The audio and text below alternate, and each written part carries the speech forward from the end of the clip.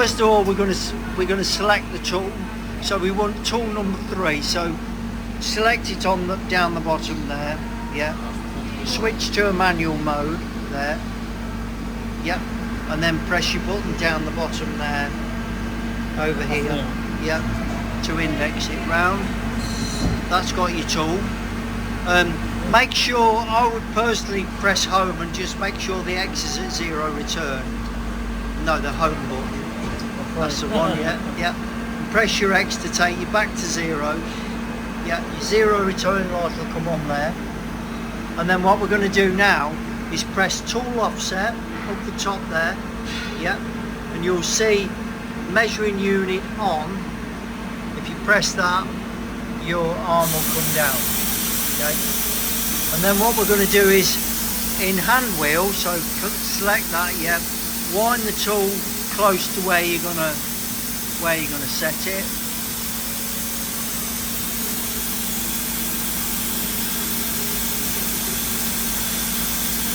And as I say, if it does touch, it'll stop, but it won't stop if you touch it from the side, it'll just wipe it out. So you do have to be a bit careful.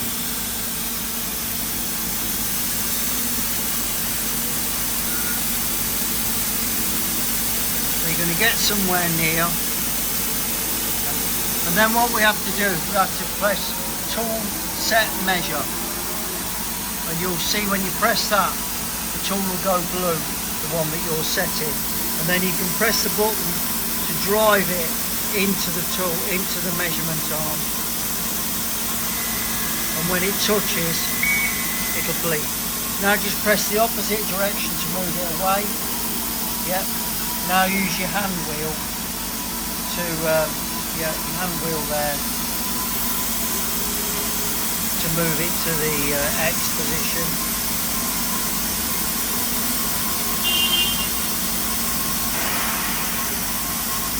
I don't know why that tape button's flashing there, but it shouldn't be.